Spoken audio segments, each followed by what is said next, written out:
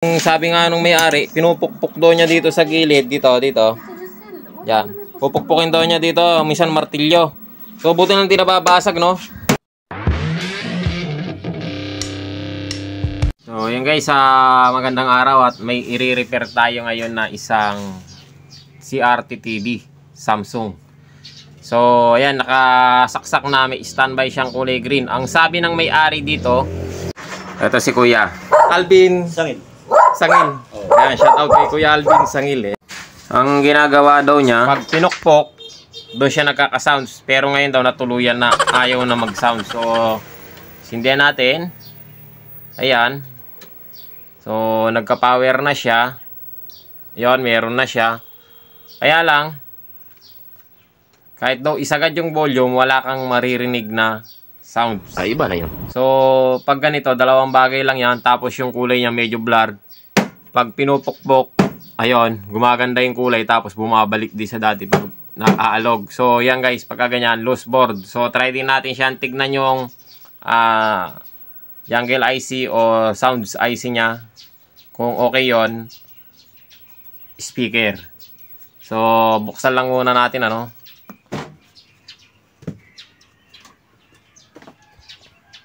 Nabuksan na natin siya at puro sapot, hindi ko pa nalilinis. Ngayon natin i-check yung ano, ito yung tester natin, naka-time is 1 tayo, yan. So, check natin tong speaker. Ito, maririnig naman to kung tutunog, ilalagas-gas siya eh. Kung buo. So, buo, ayun sa tester, kung makikita nyo, pumalo naman, oh. So, buo. Ayan, malagas-gas. Eh, dalawa yan. Check natin tong isa. Kasi ito, ang alam ko sa ganito, pag sira ang isa, sira lahat. So, pero di. Pwedeng di rin siya series. Check natin mamaya, no? So, itong isa ayaw. So, ala akong makikita doon sa tester na pumalo. Alang reading, ngayon, no? Mapapansin ninyo. Yan, hindi man lang pumalo. Nakandikit na tong test probe natin ng sa speaker niya. Ayan, madilim lang.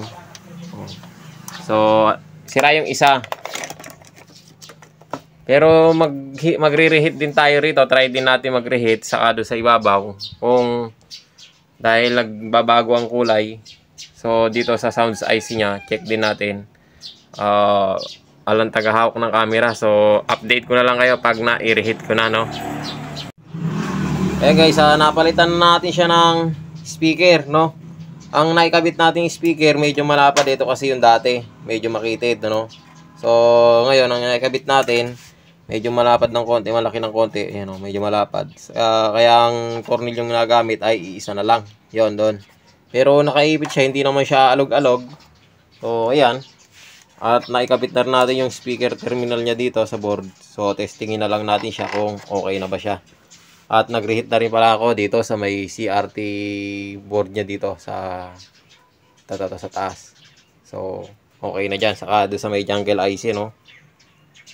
Saka yung sounds IC niya, ni-reheat ko na rin. So, ayan guys, nakasaksak na siya. At meron na siyang standby. So, testingin natin. So, ayan guys, okay na, oh. At gumagana na siya. So,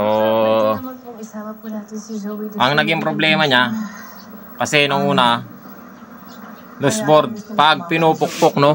Kasi yung sabi nga nung may-ari, pinupukpok daw niya dito sa gilid, dito. Yan. Pupukpukin daw niya dito, minsan martilyo. So, buti nang di nababasag, no? So, ayan, no? Pinupukpok natin. At aalogin natin, no? Kasi kanina, bagya lang siya nagagalaw. Namamatay. So ito, ayan, pupukpukin natin. Ay, hindi naman na siya namamatay, no? So tapos may sounds na rin siya. So i-mute natin, baka ma-copyright tayo, no? So ayan guys, hindi naman na siya namamatay, no? Nagkaroon na siya ng sounds. Ayan, nagpalit tayo ng speaker at okay na rin yung loose board niya. Ang akala ko nung una crack board, pero nakuha sa tiyaga, hininang-hinang natin, ano. So ito yung speaker niya, no. At pinalitan natin, sira na ito. O yan, okay na. Bright na bright ka talaga. Guys, hanggang dito lang yung video natin at maraming salamat sa nanood ng video na to.